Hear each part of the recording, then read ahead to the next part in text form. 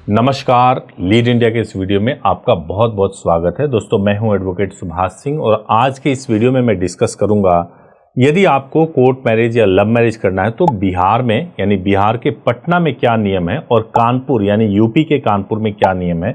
इन दो सिटीज़ के बारे में मैं इसलिए पूछ रहा हूँ क्योंकि इन दो सिटीज़ को लेकर के बहुत ज़्यादा सवाल आ रहे हैं। तो यदि आप यूपी में कहीं के भी रहने वाले हैं, आप इस वीडियो को देखेंगे तो आपका कॉन्सेप्ट बिल्कुल क्लियर हो जाएगा। और अगर आप बिहार में कहीं के भी रहने वाले हैं तो आपका कॉन्सेप्ट बिल्कुल क्लियर हो जाएगा। देखिए, मैं आपको एक एक टर्म पहले समझाना चाहता हूं, उसके बाद से मैं वीडियो को एक्सप्लेन करूंगा। सबसे पहली बात, इन दोनों ही राज्यों में चाहे आप किसी भी सिटी से हैं, लव मैरिज का मीनिंग अलग अलग निकाला जाता है। लव मैरिज का मीनिंग ये भी निकाला जाता है कि घर से भागे और भाग करके मंदिर में गए, वहां पे शादी कर लिया यानी फेरे ले लिए और लव मैरिज हो गया। वहां से मैरिज का वीडियो बना लिया, मैरिज का सिंदूर लगा दिया और लव मैरिज कंप्लीट हो गया। कई कपल के दिमाग में, जो कि बहुत एजुकेटेड नहीं होते हैं, उनके दिमाग में यही होता है। और ज़्यादा से ज़्यादा यदि आपने किसी एडवोकेट के माध्यम से किया है तो मैरिज रजिस्ट्रेशन के नाम पर दो चीज़ें करवा दी जाती हैं। या तो आपको एफिडेविट को नोटराइज करके दे दिया जाता है कि ये आपका मैरिज सर्टिफिकेट है, या फिर मैरिज होने के बाद से सीधे सीधे हाई कोर्ट लेकर जाते हैं। जैसे इलाहाबाद में अगर आप मैरिज कर रहे हैं तो सीधे हाई कोर्ट में ले जाएंगे और वहां से प्रोटेक्शन दिलाने की कोशिश करते हैं। और प्रोटेक्शन में केवल ये बताया जाता है कि हम कपल हैं, हमने शादी कर लिया है, और कोर्ट ये कहती है कि अगर आपने शादी किया है तो भैया पुलिस इनको सुरक्षित करे।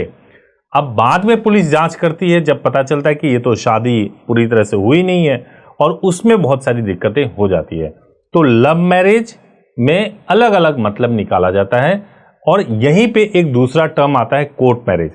कोर्ट मैरिज का मतलब जो होता है वो ये होता है कि आपने मैरिज तो किया ही है, यानी आपने रिचुअल परफॉर्म किया है, उसके साथ साथ आपने मैरिज का रजिस्ट्रेशन भी करवा लिया है। दोनों चीजें आपने कर ली है और उसके बाद से आप जो सर्टिफिकेट दिखा रहे हो वो मैरिज रजिस्ट्रेशन का दिखा रहे हो। अब ये मैरिज रजिस्ट्रेशन सर्टिफिकेट वो लोग भी ले सकते हैं जिनकी आपस में सहमति से घर में शादी हुई है और उसके बाद से कोर्ट में गए हैं और वहां पे रजिस्ट्रेशन करवा लिया।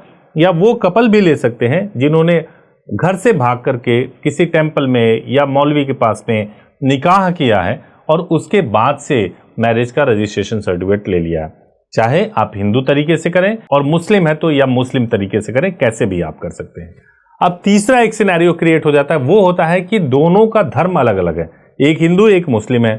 तो उस केस में स्पेशल मैरिज एक्ट में ही करना जरूरी होता है, क्योंकि उस केस में जो धर्म है, जो रिलीजन है, वो इंपॉर्टेंट नहीं होता। इंपॉर्टेंट ये है कि इंटर रिलीजन मैरिज हो रही है, दोनों अलग अलग धर्म के हैं, तो उसमें हम बिना किसी रिचुअल को परफॉर्म कराए हुए स्पेशल मैरिज एक्ट में शादी कराते हैं, जिसमें मिनिमम 30 डेज लगता है और टोटल प्रैक्टिकली होने में 40 से 45 दिन का समय लग जाता है।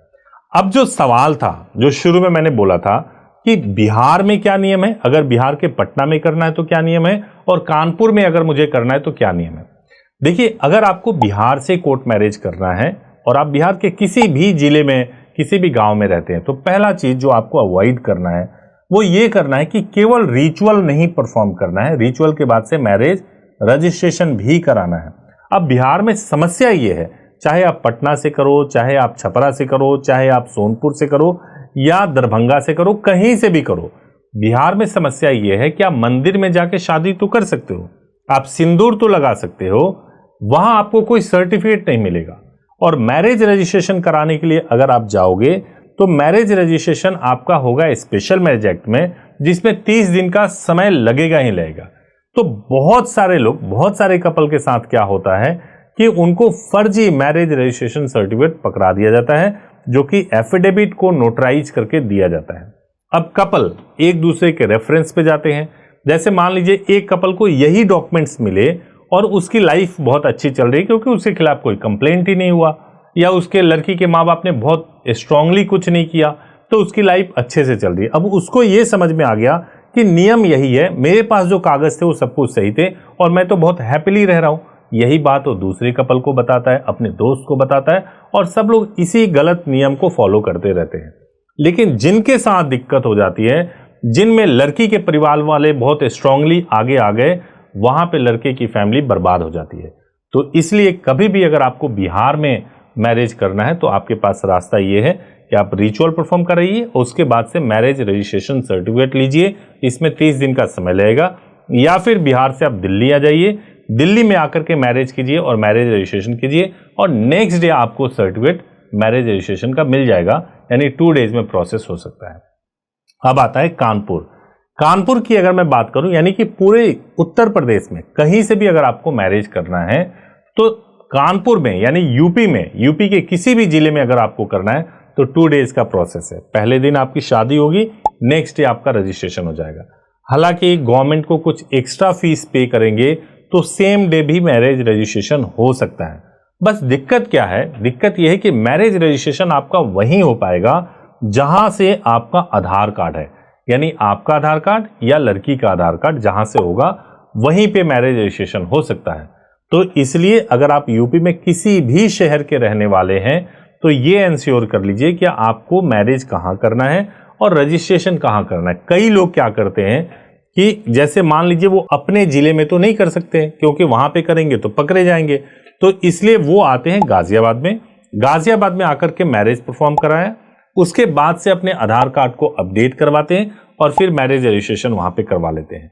क्योंकि वो वहीं पे रह रहे हैं तो मैरिज रजिस्ट्रेशन होने में कोई दिक्कत नहीं होती है, आधार भी अपडेट करा लिया, कोई समस्या नहीं होती है और उसके बेसिस पे मैरिज रजिस्ट्रेशन करवाते हैं। लेकिन इसमें समय लगता है क्योंकि चूंकि आपको आधार अपडेट करवाना है, वहां पे रहना भी है, तो समय लगता है। इसके लिए आप टीम से बात करेंगे तो गाइड कर सकते हैं। तो मुझे लगता है कि बिहार में क्या नियम है, कानपुर में क्या नियम है, या यूपी के पूरे जिलों में क्या नियम है, या बिहार के पूरे जिलों में क्या नियम है, वो मैंने आपको एक्सप्लेन किया। अगर आपको डॉक्यूमेंट्स क्या लगेंगे, एज कितनी होनी चाहिए, प्रोटेक्शन के लिए क्या है, या फिर आप जानना चाहते हैं कि फीस कितना लगेगा, तो सब कुछ इस चैनल पे बहुत सारे वीडियोज हैं जिसको आप देख सकते हैं और देख करके अपना कॉन्सेप्ट क्लियर कर सकते हैं।